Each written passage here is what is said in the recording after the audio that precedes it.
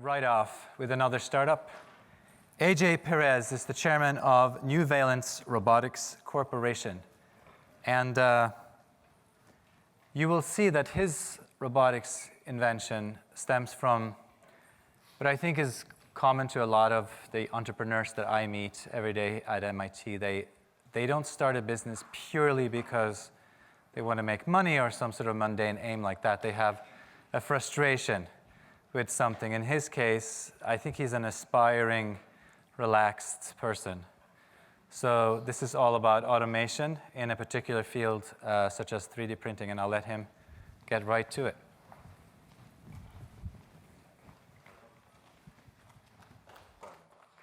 Thank you. Thanks, Tron. And is this the clicker here? There we go. And the back. Hi, everybody. My name's AJ Perez, and I'm the chairman of EnvyBots. What we do at EnvyBots is we simplify 3D printing. And that's what Tron was getting at. It was actually the most fundamental problem that I faced when I first used a 3D printer was not getting the thing printed the first time, but trying to use it again and again and again and again. And I'm not sure if you guys, by show of hands, who's used a 3D printer themselves? Okay. So then you all know that frustration of wanting to print 10 different things but still having to be at the machine to scrape off the part and start the next job. That's where our business started. That was our core invention, was a mechanism that automatically removed the part from the 3D printer. And when you think about the 3D printer in that context then, you start to transition from this world of rapid prototyping to rapid manufacturing or mass manufacturing of customized goods. And what we seek to deliver as a company is enterprise 3D printing. Any part, any material, anytime, anywhere in the world. And it's our goal to deliver that with no conditions on the word any. And I'll tell you how we do that. One of the things that really comes down to, from a customer pain point perspective, and I'm trying to hone in on that problem of part removal, is with any manufacturing system, and 3D printers in particular, you have four main components of cost. You have a fixed hardware cost, you have variable maintenance cost, you have variable material cost, and you have variable operator cost, or a man cost. And what we do is we fundamentally remove that operator from the cost equation. And we do that with an automated part removal system. But for those of you who aren't familiar with 3D printing, there are many different steps that you have to go through in order to operate your 3D printer. You have to come up with the toolpath to make the machine work. You have to change filament between different jobs. And what you typically have to do is you have to calibrate filament, you have to unjam nozzles, replace build surfaces, etc. And when you want to rinse and repeat this process over and over and over, you have to sit there and manually remove the part yourself. What we did is we coupled cloud system with automated hardware in order so that as many people as there are in this room could never have to own a piece of hardware themselves, or at least operate the hardware themselves. All of you, if you had accounts on EnvyBots, could upload a 3D file using our cloud solution. I could approve them as an admin. They could all get printed out in Boston, and nobody was ever involved in that process physically. And that's what we deliver on. So our cloud solution has seven components. It's a multi-printer management suite. It lets you do job submission, job preview, queue management, cloud storage, multi-user management, and multi-printer support. So that allows you to pick which printer you're using where, when, who gets to use it, what materials you're using it, what's the size of the part, what's the orientation of the part, all those different types of things. And this is a very, very unique platform that we've built. A few other companies have tried to do similar things, but the thing that really differentiates us is this isn't just a software company. This connects directly to our proprietary hardware. And that's what enables us to deliver on that seamless ecosystem, that seamless ease of use case, where you can just have an idea, realize that idea in the form of a CAD file, and then once you have that CAD file, you bring that to EnvyBots, and then at the end of your print job, you have a physical thing, and you never had to touch anything other than the keys on your keyboard or the screen on your touch phone. Well, some of the things that really differentiate us, there's a lot of 3D printing competitors out there. The ones that we liken most as our competitors are the Stratasys products, because they're the big incumbent company, they have established products, and they have an established use case, which is quote unquote the industry standard when you go and talk to manufacturers.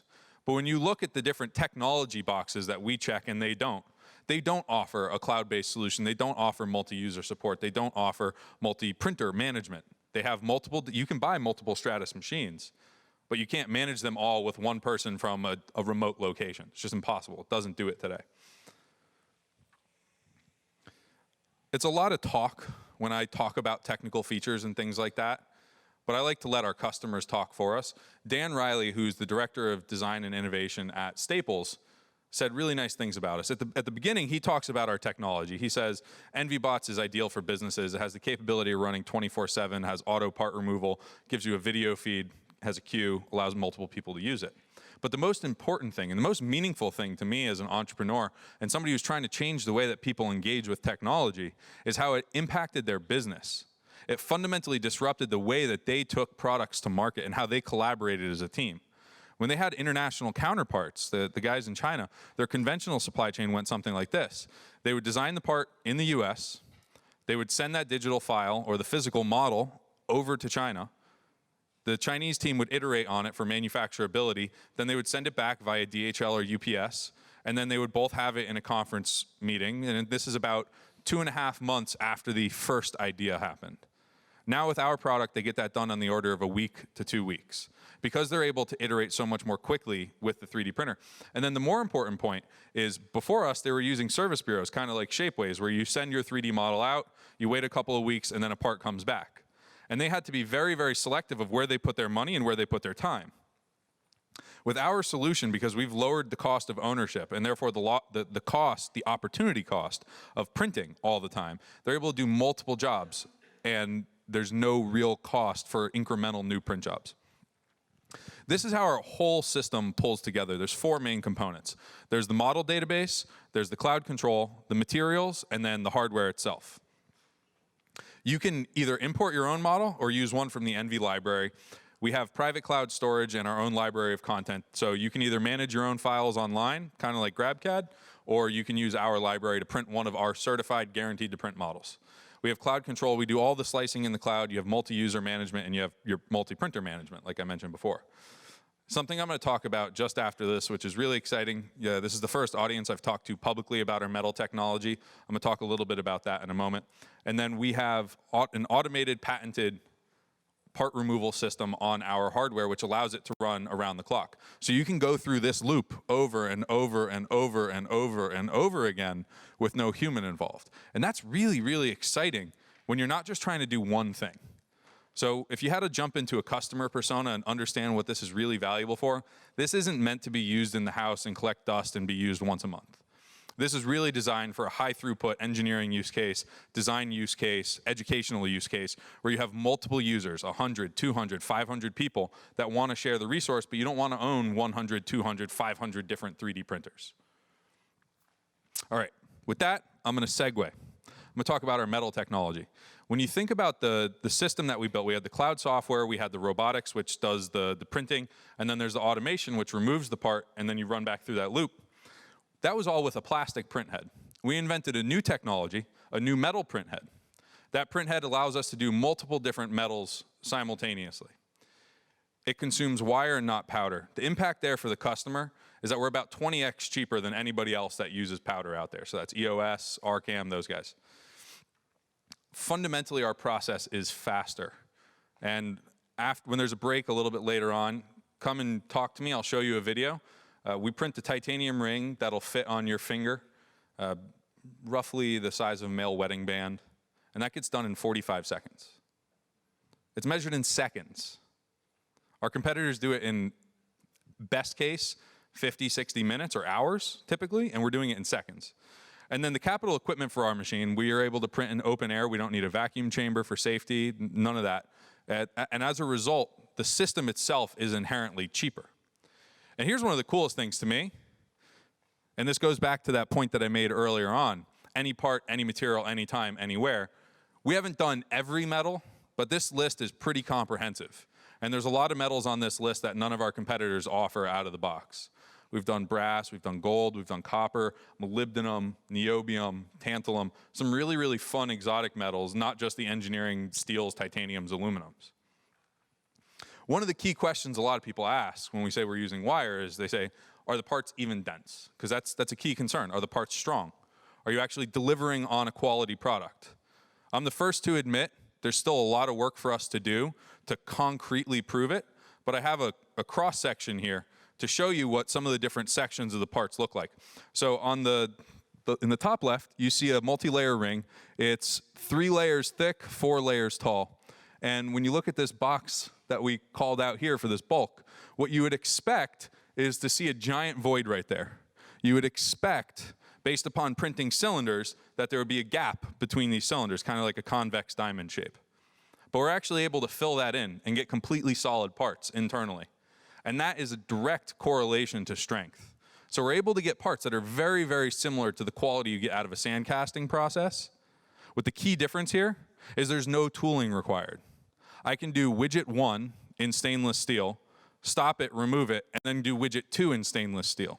In a conventional manufacturing workflow, you want to do 1 million of it so that you're maximizing the use of your capital equipment at that time. And that's the beauty of 3D printing, is you have this concept of flexibility to think about. What's the time cost or the opportunity cost of changing from one thing to another? With conventional manufacturing, if you want to change the Chevy factory from a Silverado over to a Malibu, that's a very, very expensive proposition. With a 3D printer, it's as simple as rearranging the queue using the NV Cloud. So with that, I want to thank you all for your time. And if you have any questions, please come and talk to me afterwards.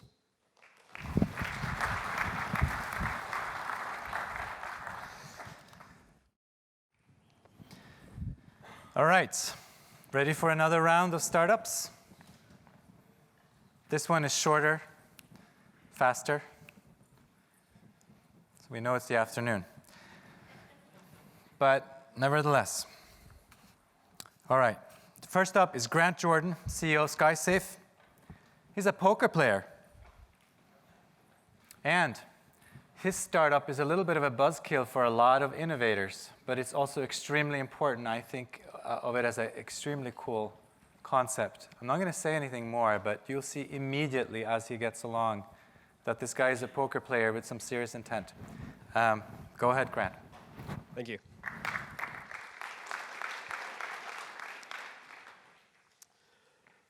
So yes, I'm Grant Jordan. I'm the CEO of SkySafe. We're actually a San Diego-based startup working on airspace management and specifically airspace security.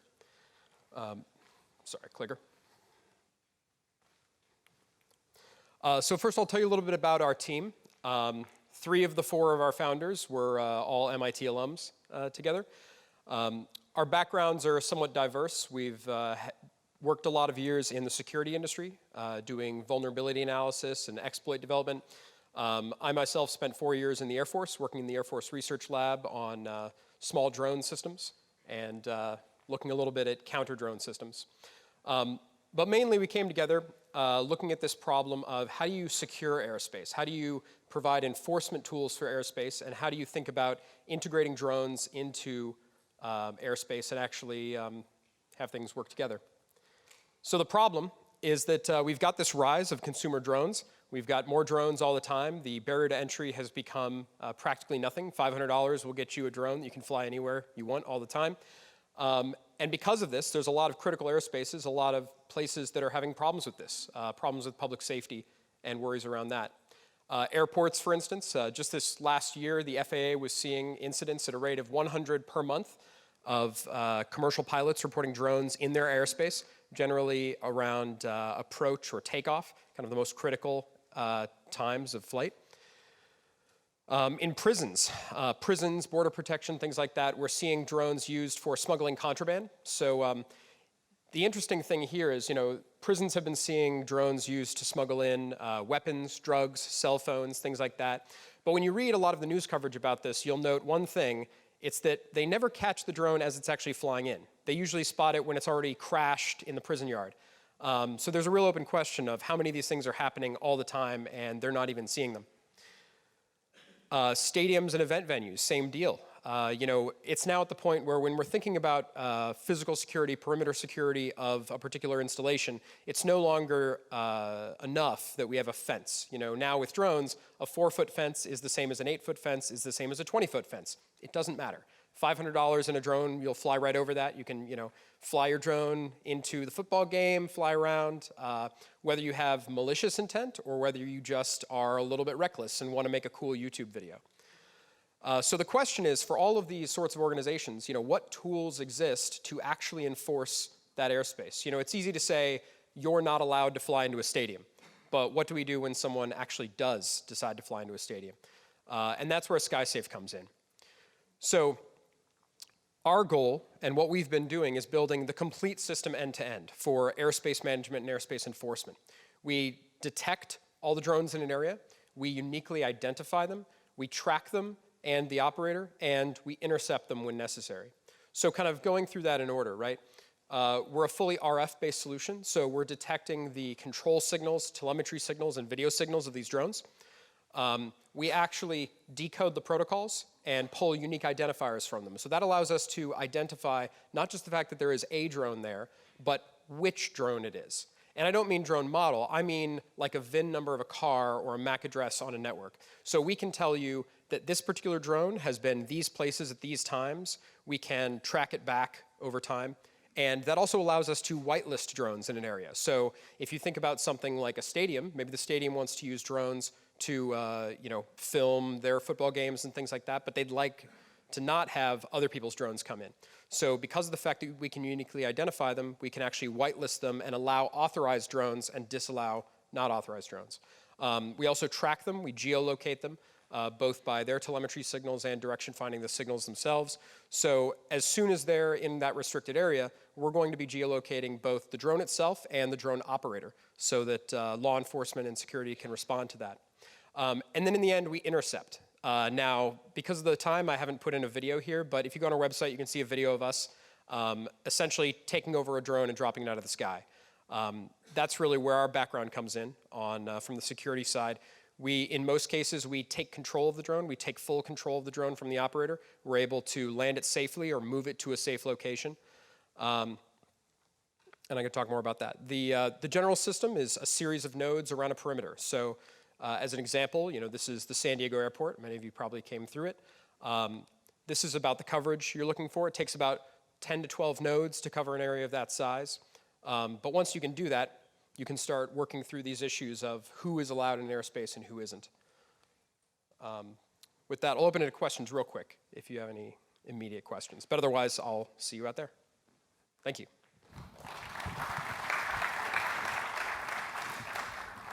I don't think I introduced this properly, but there's a certain fairness here. So the reason these talks are a little shorter is that the nerd fairness is some people had to get on a long flight, so they get 10 minutes. This guy is local here for now, San Diego, so he gets 4 or 5 minutes.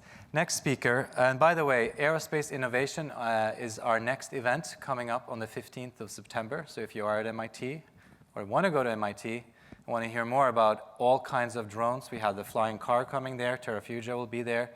It's going to be a smashing show and an open invitation. We'll hope maybe we can get Grant there as well. It's going to be fantastic. Next speaker is Justin Manor from So Limited. He told me that they were actually a band for 6 years, and then they started a company. The band started a company. I don't know what else to say after that, so I think you're going to explain that. So we just have one movie, if you can cue that. I'm just going to talk over it. It's not Lawn Prox, but the one with the Ferris wheel on the front. And if you don't have it, I'll just wing it on the fly. Thank you very much.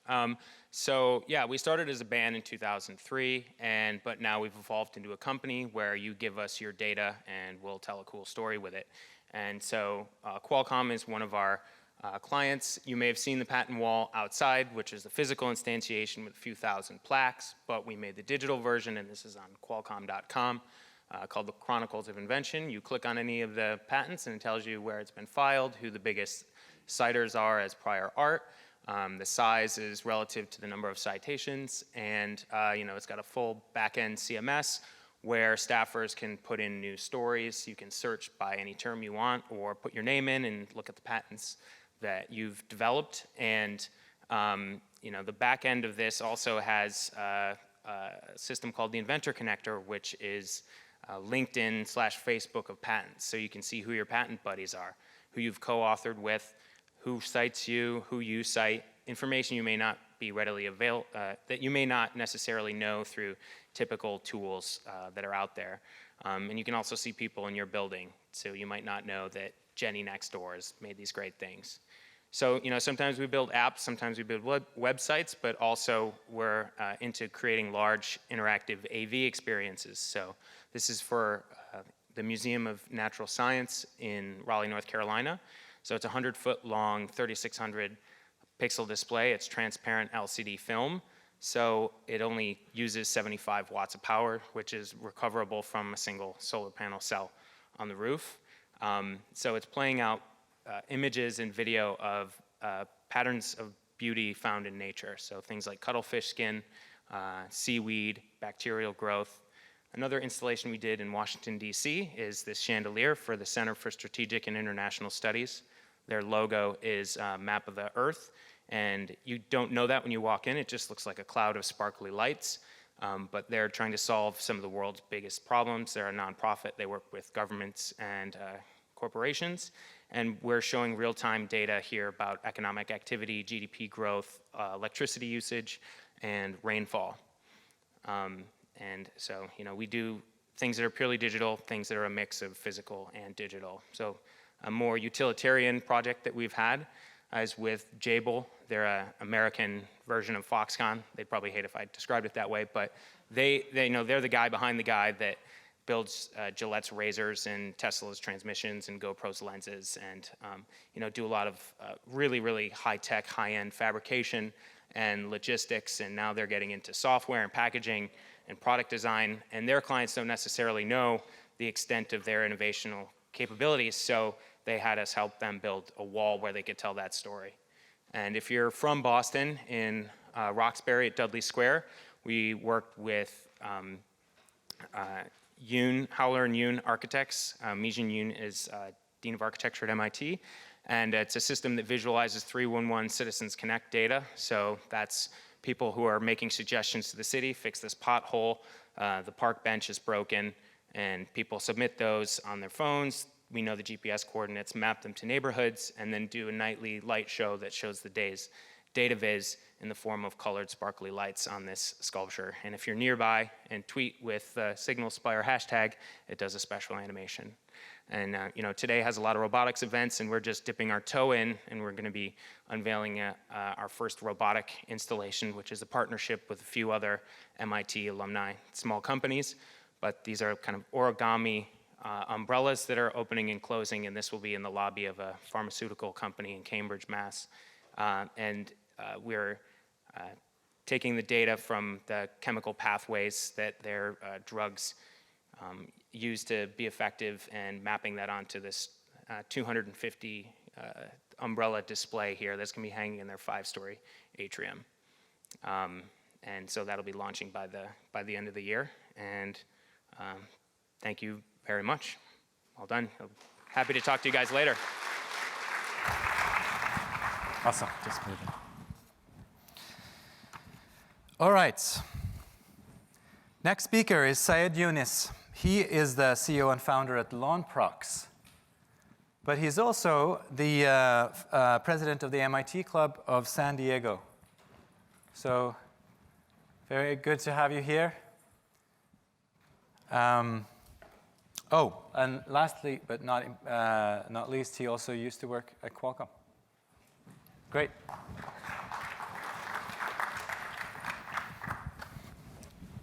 I've been watching the timer over there, and I still can't figure it out. So sometimes it's slow, and sometimes it just goes very fast. So we'll see how it goes here.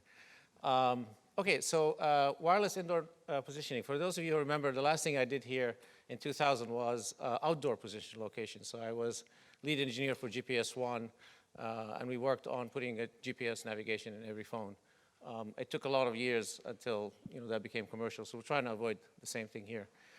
So let's see if.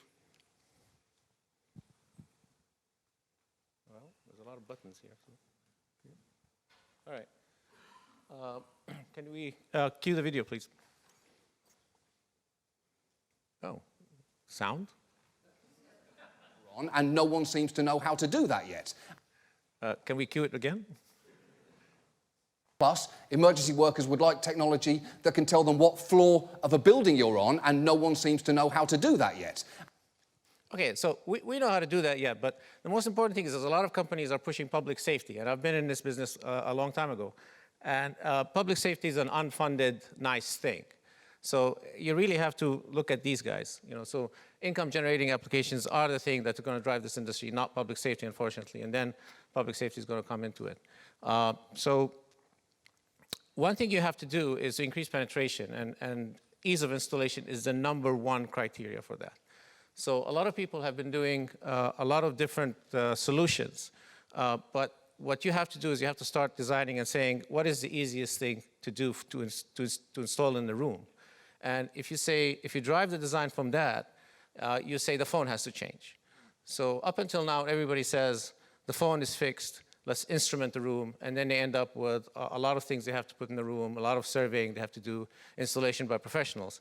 But if you say it's going to be very, very easy to do, you got to change the phone. And changing the phone is not easy, obviously. You got to talk to people in this building, and they see you coming, basically. So, but I've done that before, right?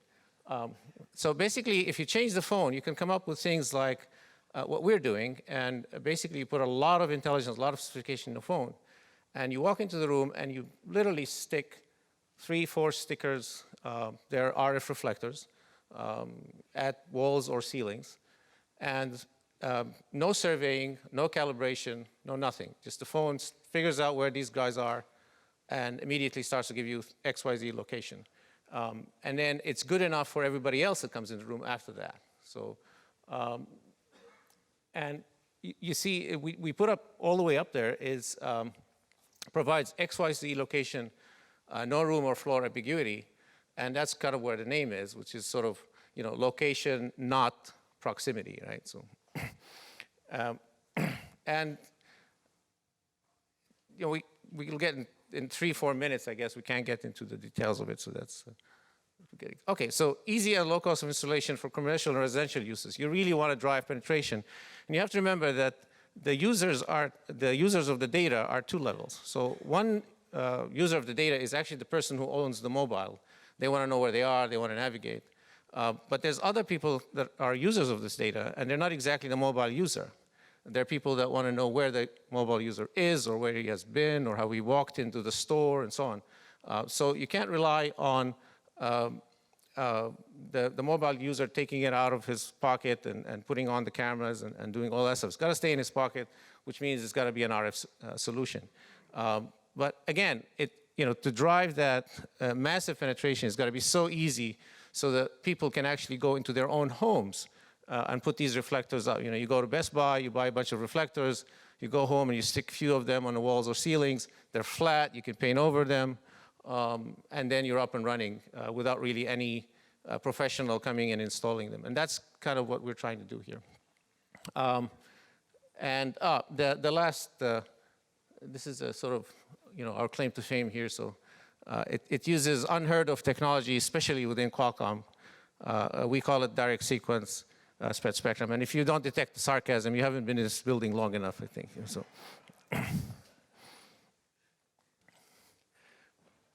All right, so a little bit of our history. We're development in 2004. Patent gets issued. It got granted, so it will issue next week. We're looking for the next stage of funding so that we can go for the next stage of development and or strategic relationship with the mobile industry. So very quick, if you give me 20 seconds, I have a different hat here. So there's a lot of MIT alums in the crowd, MIT Club of San Diego, a lot of good reasons to join. So please do it. All right.